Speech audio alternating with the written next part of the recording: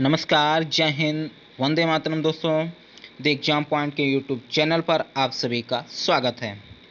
दोस्तों, आज हम लोग जो है स्टैटिक जीके पढ़ने वाले हैं और स्टैटिक जीके के अंतर्गत आज हम लोग जो है देखने वाले हैं विश्व के प्रमुख संगठन एवं उसके मुख्यालयों के बारे में। और इसकी जो है शुरुआत हम लोग करेंगे संयुक्त राष्ट्र संघ अर्थात यूएनए से। और लास्ट में हम लोग देखने वाले हैं कि इससे संबंधित जो महत्वपूर्ण प्रश्न बन सकते हैं, इससे संबंधित जो भी आपके महत्वपूर्ण प्रश्न बन सकते हैं उसको जो है हम लोग अंत में करने वाले हैं। लेकिन उससे पहले हम लोग देख लेते हैं इन सभी तथ्यों को, जिससे उससे संबंधित प्रश्न कैसे बनेंगे उनको हम लोग जान सकें। ठीक है दोस्तों, चलिए आइए हम लोग शुरुआत करते हैं। लेकिन उससे पहले जो लोग चैनल पर नए हैं वीडियो को जो है लाइक कर दीजिए। चैनल को अभी तक सब्सक्राइब नहीं किए तो चैनल को सब्सक्राइब कर लीजिए और इस वीडियो को ज़्यादा से ज़्यादा शेयर कीजिए, जिससे अन्य लोगों को भी जो है इसका लाभ मिल सके। तो चलिए दोस्तों, आइए हम लोग शुरू करते हैं आज के जो है पहले संगठन से हम लोग। तो आज का जो पहला संगठन है वो है यूएनओ संयुक्त राष्ट्र संघ, या हम कह लें यूनाइटेड नेशन ऑफ ऑर्गेनाइजेशन। ठीक है दोस्तों, तो इसकी बात जब होती है तो सबसे पहले बात यही आती है कि यूएनओ की स्थापना कब की गई। यूएनओ की स्थापना कब की गई, तो आपको याद रखना है 24 अक्टूबर 1945 को। कब? 24 अक्टूबर 1945 को संयुक्त राष्ट्र संघ की स्थापना की गई। आप देखे होंगे प्रथम विश्व युद्ध हुआ था, उसके बाद आपका दूसरा विश्व युद्ध हुआ था, और फिर से युद्ध ना हो, विश्व युद्ध ना हो, इसके लिए सभी राष्ट्रों ने जो है को नियंत्रित करने के लिए, कोई भी मसला हो उसको शांत कराने के लिए एक जो है यूनियन का जो है ऑर्गेनाइजेशन, एक संगठन का क्या बनाया गया, निर्माण किया गया, जिसे कहा गया क्या, संयुक्त राष्ट्र संघ। और इसकी स्थापना कब की गई, तो 24 अक्टूबर 1945 को। ठीक है, ये इसको याद रखना है। उसके बाद आपको सबसे ज़्यादा जो महत्वपूर्ण है उसको आप याद रखना है आपको कि इसका जो है मुख्यालय कहाँ पर है। तो यूएनओ का मुख्यालय कहाँ पर है, तो न्यूयॉर्क में। कहाँ पर है, न्यूयॉर्क में है। और न्यूयॉर्क में कहाँ पर है, तो एक मैनहट्टन द्वीप है, उसी मैनहट्टन द्वीप पर इसका क्या स्थित है, मुख्यालय, हेडक्वार्टर उसका स्थित है। ठीक है, उसके बाद आपसे ये भी प्रश्न बन सकता है कि स्थापना के समय कितने देशों ने चार्टर पर, अर्थात उसका जो नियम है, उसके जो कानून है, उस पर कितने देशों ने जो है अपनी सहमति या हस्ताक्षर किए। तो कितने देशों ने हस्ताक्षर किए थे, कुल 50 देशों ने उस समय हस्ताक्षर किए थे।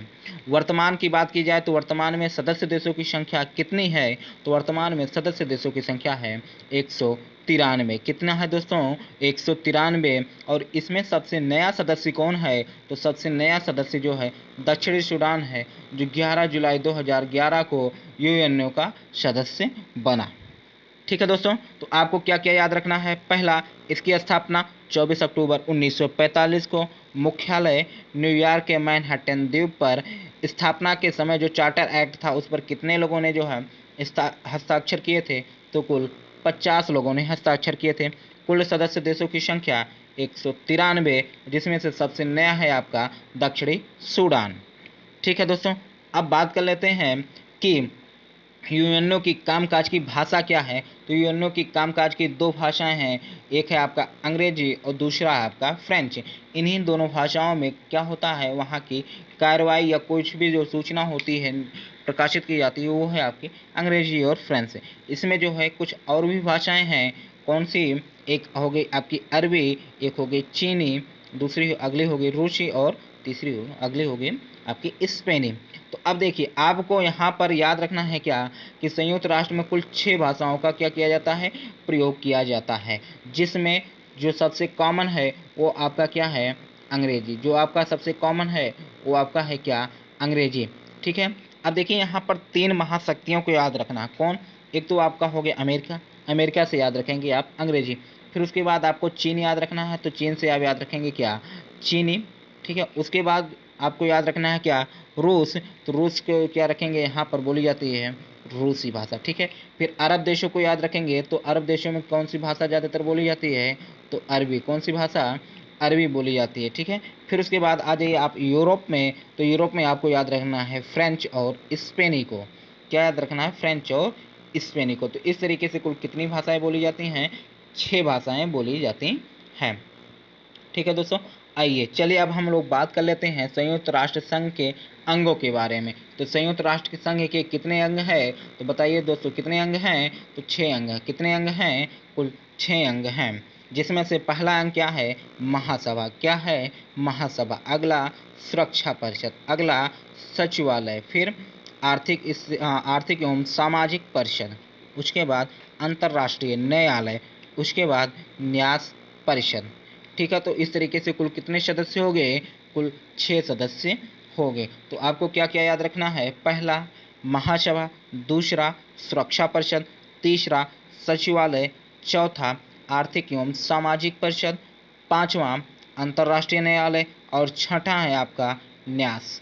क्या है आपका, न्यास। तो चलिए आइए थोड़ा बहुत जो है हम लोग इन सभी अंगों के बारे में देख लेते हैं। तो इसमें सबसे पहले आपका महत्वपूर्ण और सबसे ज़्यादा महत्वपूर्ण अंग कौन सा है आपका, तो आपका है क्या, सुरक्षा परिषद। क्या है आपका, सुरक्षा परिषद। अब देखिए बात कर लेते हैं किसकी, सुरक्षा परिषद की। तो सुरक्षा परिषद की कुल कितने सदस्य हैं, तो सुरक्षा परिषद में सदस्यों की संख्या होती है 15, जिसमें से जो होते हैं 5 स्थायी होते हैं और 10 अस्थायी होते हैं। 5 कितने होते हैं, स्थायी। तो सुरक्षा परिषद में स्थायी देशों की संख्या कितनी होती है, तो आपको याद रखना है कितनी होती है, 5। कितनी होती है, 5। अब बात कर लेते हैं अस्थायी देशों की संख्या या अस्थायी सदस्यों की संख्या, तो कितनी होती है, 10। कितनी होती है, 10। तो आपको जो है 5 नाम याद रखने हैं, क्योंकि बदलते रहते हैं, लेकिन ये क्या होते हैं, ये कभी नहीं बदलते, ये स्थिर रहते हैं। तो इसमें से आपको पाँचों के पाँचों देश याद रखने हैं। तो इसमें आपके 3 महाशक्तियाँ याद रखनी है। कौन कौन सी, अमेरिका, रूस, चीन। ठीक है, एक तरीके से समझ लीजिए ये तीनों महाशक्तियाँ क्षेत्रफल की दृष्टि से भी देखा जाए बड़े भी हैं और महाशक्ति के रूप में भी हैं। तो 3 महाशक्तियों में अमेरिका, रूस और चीन। फिर उसके बाद 2 आपको याद रखना है, ब्रिटेन और फ्रांस को। क्या याद रखना है, ब्रिटेन और फ्रांस को। आसानी से इसे आप याद कर सकते हैं। तो आपसे प्रश्न ये भी बन सकता है कि निम्नलिखित में से कौन सा जो है स्थायी सदस्य नहीं है, तो आपको 5 याद रखने हैं। इन पांचों के अतिरिक्त जो होगा वही आपका अस्थायी सदस्य या स्थायी सदस्य नहीं वाला ऑप्शन होगा।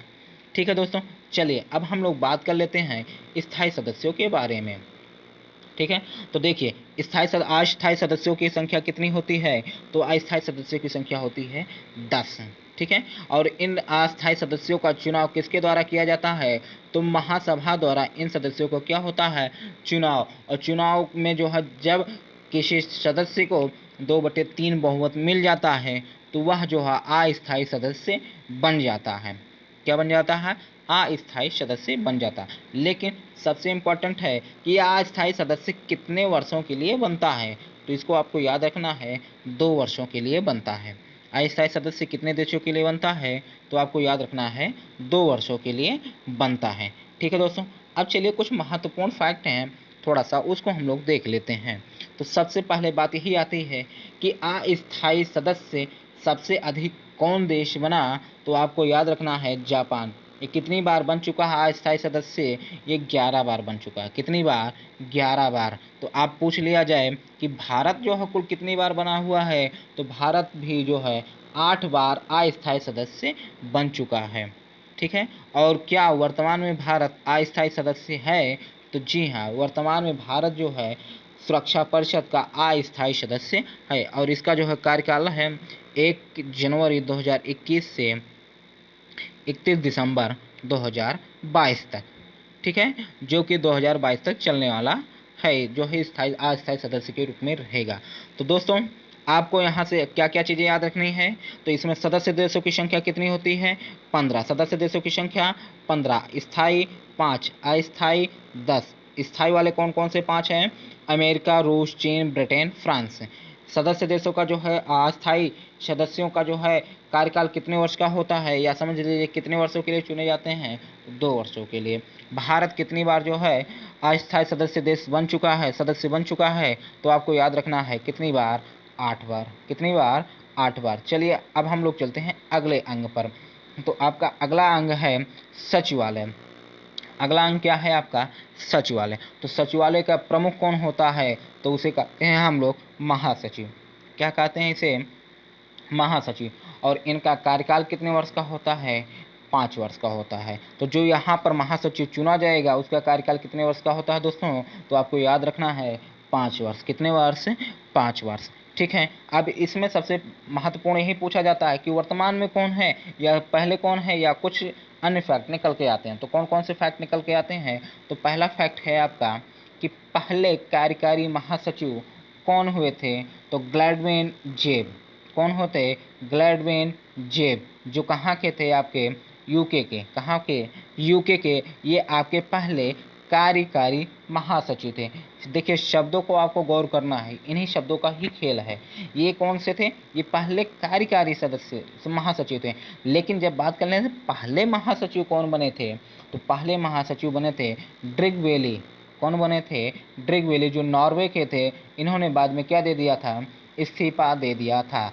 तो पहले महासचिव तो ड्रिग वेली, पहले कार्यकारी महासचिव ग्लैडविन जेब। ठीक है दोस्तों, याद रखना है आपको कि पहले महासचिव ड्रिग वेली और पहले कार्यकारी महासचिव ग्लैडविन जेब। और सबसे ज़्यादा पूछा जाने वाला प्रश्न कि पहले एशियाई महासचिव कौन हुए? तो पहले एशियाई महासचिव को याद रखना है यू थांट।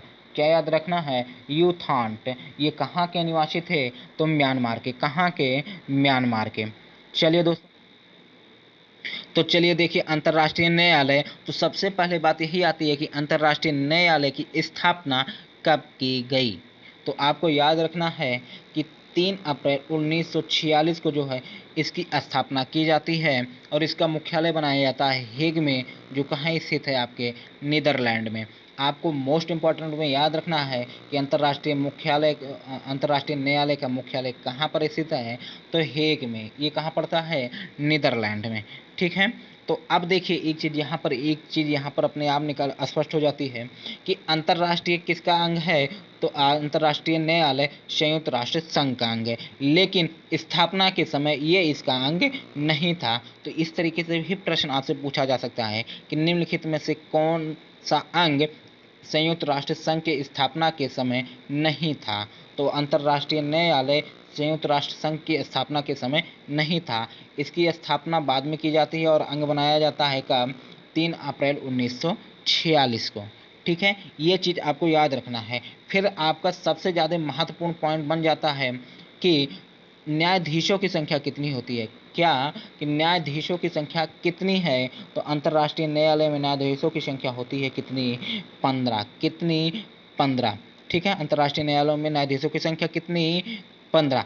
लेकिन इनका कार्यकाल कितने वर्ष का होता है? तो कार्यकाल होता है 9 वर्ष का। कितने वर्ष का? 9 वर्ष का। और इनका चुनाव होता है महासभा द्वारा नियुक्त किए जाते हैं। ठीक है, किनके द्वारा नियुक्त किए जाते हैं? महासभा द्वारा नियुक्त किए जाते हैं। ठीक है दोस्तों। अच्छा, जैसे अभी यदि कोई जो है कार्यवाही होनी हो या कोई जो है किसी भी केस का स्टडी करना हो, तो उसके लिए कोरम अर्थात न्यायालय में जो है न्याय के लिए जो है कितने जो है किसी पर चर्चा करने के लिए कितने लोगों होने चाहिए? मिनिमम 9 जज होने चाहिए। 9 जज जब एक साथ बैठेंगे तभी जो है न्यायालय की जो है कार्यविधि शुरू हो पाएगी। ठीक है, तो आपको इतने फैक्ट याद रखने। स्थापना कब हुई थी? 3 अप्रैल 1946 को। मुख्यालय हेग में। इसमें एक न्यायालयों की संख्या कितनी होती है? तो 15। और कार्यकाल कितने वर्ष का होता है? 9 वर्ष का। और न्यायालय के कोरम के लिए कितने सदस्य होने चाहिए? तो 9 जज होने चाहिए। ठीक है, अब बात कर लेते हैं अपने भारत की। तो भारत के जो है पहले भारतीय न्यायाधीश कौन हुए थे? तो पहले भारतीय न्यायाधीश बेनेगल रामाराव। कौन? बेनेगल रामाराव पहले भारतीय न्यायाधीश हुए थे अंतर्राष्ट्रीय न्यायालय में।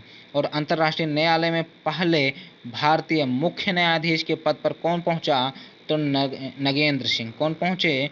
नगेंद्र सिंह जो है अंतर्राष्ट्रीय न्यायालय में मुख्य न्यायाधीश के पद पर पहुंचे। और वर्तमान में न्यायाधीश कौन है? तो दलवीर भंडारी हैं। ठीक है, वर्तमान में अंतर्राष्ट्रीय न्यायालय में न्यायाधीश कौन है? तो दलवीर भंडारी है। और इनका जो है कार्यकाल कितना है? इनका दूसरा ये कार्यकाल है। कितना है इनका? ये दूसरा कार्यकाल है।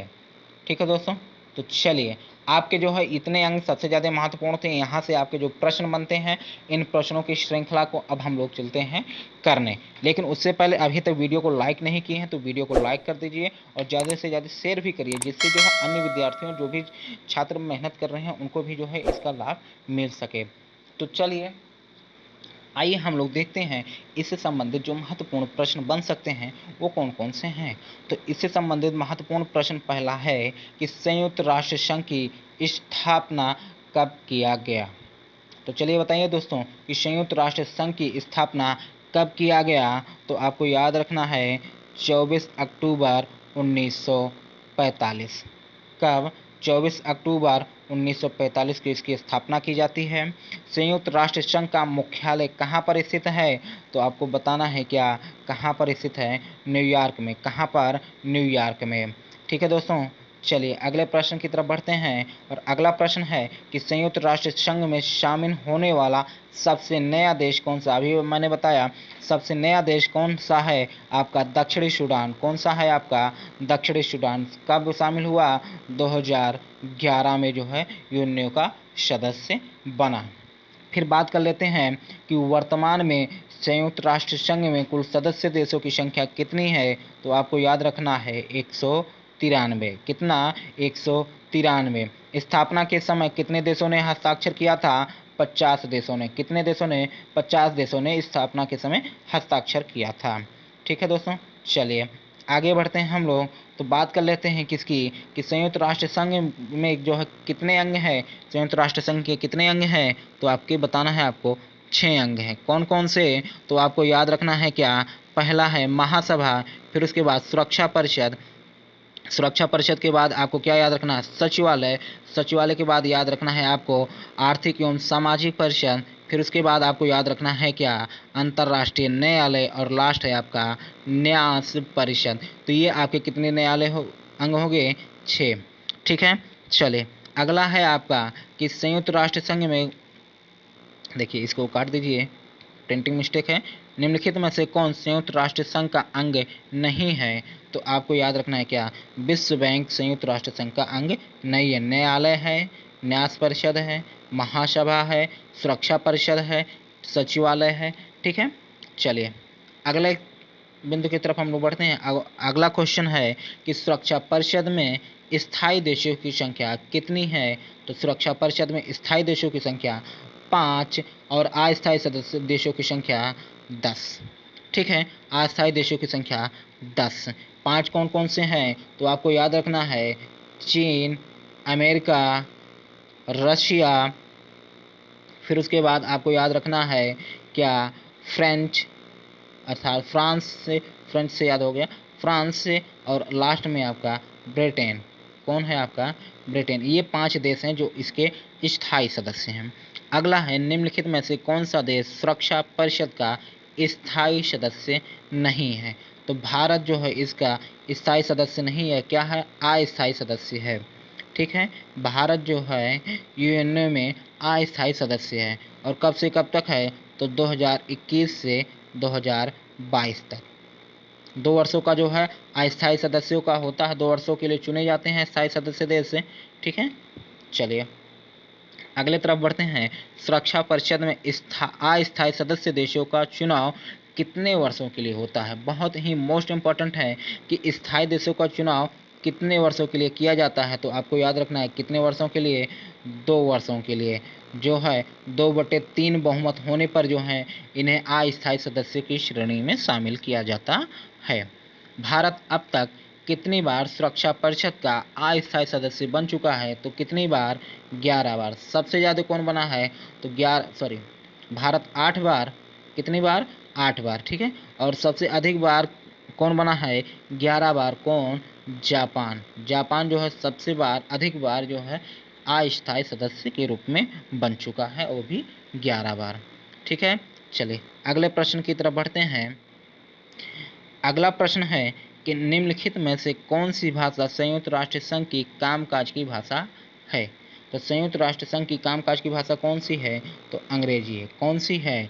अंग्रेजी है। ठीक है दोस्तों, चलिए अगले प्रश्न पर आते हैं। और अगला प्रश्न है क्या, कि अंतर्राष्ट्रीय न्यायालय की स्थापना किया गया। तो अंतर्राष्ट्रीय न्यायालय की स्थापना कब किया गया? तो 3 अप्रैल 1946 को। कब? 3 अप्रैल 1946 को अंतर्राष्ट्रीय न्यायालय की स्थापना की गई। अगले प्रश्न की तरफ बढ़ते हैं। अंतर्राष्ट्रीय न्यायालय में न्यायाधीशों की संख्या कितनी होती है? तो आपको याद रखना है न्यायाधीशों की संख्या कितनी होती है? 15। ठीक है। अंतर्राष्ट्रीय न्यायालय में न्यायाधीशों का कार्यकाल कितने वर्ष का होता है? तो 9 वर्ष का होता है। कितने वर्ष का होता है? 9 वर्ष का होता है। ठीक है दोस्तों, कितने वर्ष का होता है? तो आपको याद रखना है 9 वर्ष का कार्यकाल होता है। ठीक, चलिए। अंतर्राष्ट्रीय न्यायालय का मुख्यालय कहाँ पर स्थित है? बहुत ही महत्वपूर्ण। कहाँ पर स्थित है आपका? तो हेग में। कहाँ पर? हेग में। और हेग है कहाँ? नीदरलैंड में। तो हेग में अंतर्राष्ट्रीय न्यायालय का मुख्यालय स्थित है। अंतर्राष्ट्रीय न्यायालय में पहले भारतीय मुख्य न्यायाधीश कौन थे? तो अंतर्राष्ट्रीय न्यायालय में पहले मुख्य न्यायाधीश नगेंद्र सिंह या नरेंद्र सिंह। ठीक है, नरेंद्र सिंह। अगले प्रश्न की तरफ हम लोग बढ़ते हैं और अगला प्रश्न है कि अंतर्राष्ट्रीय न्यायालय में पहले भारतीय न्यायाधीश कौन थे? तो पहले भारतीय न्यायाधीश तो आपको याद रखना है बेनेगल रामाराव। कौन थे? तो बेनेगल रामाराव। बेनेगल रामाराव जो है अंतर्राष्ट्रीय न्यायालय के पहले भारतीय न्यायाधीश थे। ठीक है दोस्तों, और आज का लास्ट प्रश्न है कि वर्तमान में संयुक्त राष्ट्र संघ का महासचिव कौन है? तो आपको याद रखना है एंटोनियो गुटेरेस। कौन है? Antonio Guterres. ठीक है दोस्तों, तो आज के लिए फ़िलहाल आप इतना ही, और आई होप आपको ये सभी चीज़ें आपको समझ में आई होंगी।